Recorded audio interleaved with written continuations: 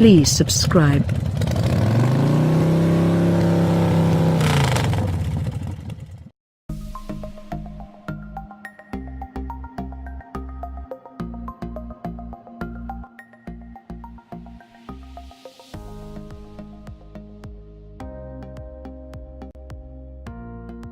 The verdict: the new Equinox is less distinctive than its predecessor, which had a certain bigger is better appeal among smallish rivals.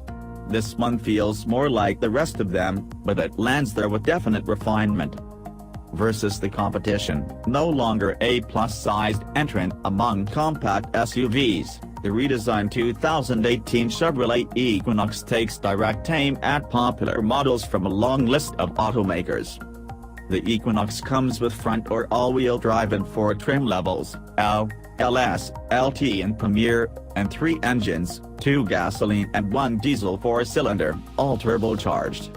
We tested both gasoline engines in several FWD and AWD vehicles, one of them back-to-back against 6 other SUVs in Cars.com's 2017 Compact SUV Challenge. Gone is the old Equinox's wide-eyed expression and vertical taillights, replaced by thin lights at both ends that evoke the redesigned Chevrolet Malibu and Cruze. The profile carries over a lot of elements, including the arched forward C-pillars, even though it's nearly 5 inches shorter than before, the product of a new platform shared with the redesigned GMC Terrain and no other GM models in the US. GM stateside brands are Buick, Cadillac, Chevrolet and GMC. How it drives. The new platform helps shed about 400 pounds, more than 10% of the Equinox's weight, and it's immediately noticeable. The new base engine is a turbo 1.5-liter 4-cylinder with 170 horsepower, and it moves the Equinox with the punchiness its underpowered 4-cylinder predecessor lacked. It's a noisy climb to higher revs, but the drivetrain's 203 pounds-feet of torque makes the ascent brisk enough. There's still room for improvement, especially on the highway, where accelerator lag and a transmission that resists downshifting conspire against passing. But in a class known for modest power, this is more than adequate. The optional turbocharged 2.0-liter 4-cylinder, 252 horsepower, 260 pounds-feet of torque, pairs with a 9-speed automatic transmission. It's legitimately quick, with low-end thrust and energetic revving that evokes the outgoing generation's lossy V6. It makes for punchier overall acceleration than most other non-luxury compact SUVs we've tested, even with their optional engines. Unlike so many other 9-speed automatics we've tested, GM's unit is more friend than foe, holding low gears when needed and kicking down multiple gears with little delay. Indeed, GM estimates the combo hit 60 miles per hour in a brisk 6.5 seconds or so. That's on par with the old V6, as is the new car's 3,500-pound maximum towing capacity. The 1.5-liter Equinox gets to 60 miles per hour in the high 8-second range, officials said. Despite its weight loss, the Equinox maintains much of the refinement that distinguished the outgoing model. Wind and road noise are remarkably low, even over concrete patches. Our test cars, some with 18-inch wheels, others with 19s, exhibited some turbulence over undulating stretches of highway, but the Equinox's chassis is otherwise unfazed by rough pavement, with controlled, albeit firm, shock absorption and infrequent harshness. You can also get 17-inch wheels with higher sidewall tires, which should theoretically soften things up more. The Equinox is not, however, fun to drive.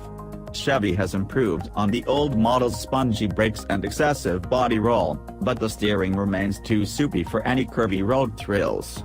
A vague, slow ratio process is required to point the SUV in new directions, and feedback doesn't improve much through long sweeping turns. For sheer driving fun, the Ford Escape and Mazda CX-5 are still kings of the hill. EPA estimated gas mileage ranges from 24 miles per gallon for the AWD 2.0-liter 4-cylinder to 28 miles per gallon for the FWD 1.5-liter 4-cylinder. Those figures are competitive for the class and far ahead of the old Equinox. The third drivetrain, a 1.6-liter turbo diesel 4-cylinder, 136 horsepower, 236 pounds-feet of torque, with a 6-speed automatic, will arrive in late 2017 with an EPA estimated 32 miles per gallon with either FWD or AWD. That's impressive, but you'll have to factor the efficiency gains against the extra cost of diesel fuel. We haven't driven the diesel. The dashboard is thematically similar to the redesigned Malibus, which is a good place to start. But 2 days driving confirmed one of our initial takeaways: the Equinox's new seats are a step backward. As compact SUVs go, the old Equinox had exceptionally big, comfy seats, while these ones are, well, ordinary.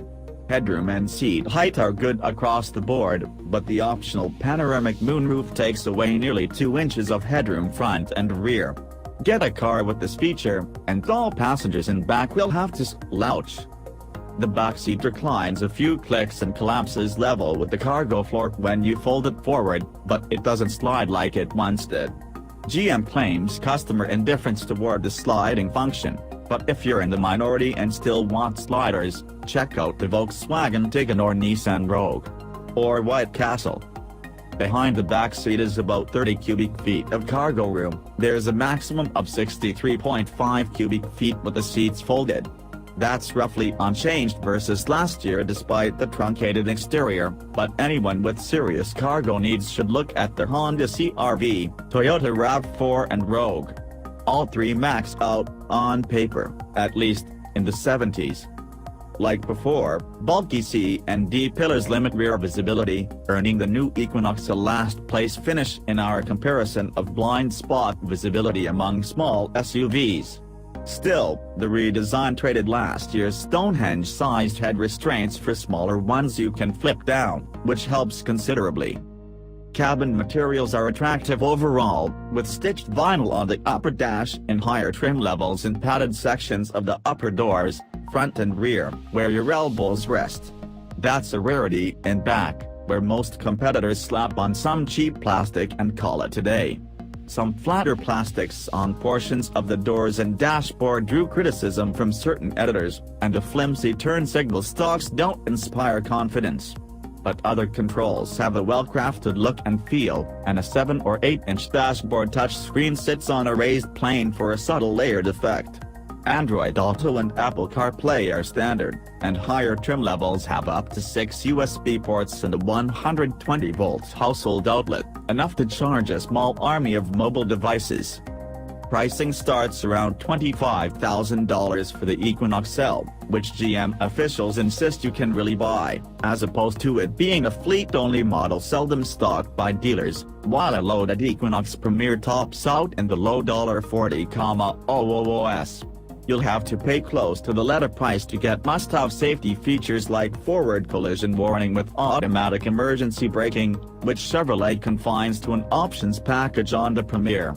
Even at that, the system works only at low speeds, versus rival systems that work across greater speed ranges. As of this writing, the Insurance Institute for Highway Safety has yet to evaluate the Equinox's crash avoidance technology or subject it to other crash tests. It passed our evaluation of car seat accommodations with flying colors. The Equinox's limited safety feature availability conspired with other factors to relegate it to a middling finish in our comparison of compact SUVs. GM's redesign is compelling in certain areas, but the class includes strong alternatives, from the CR-V and Tiguan, both champions of practicality, to the luxurious CX-5 and fun-to-drive Escape.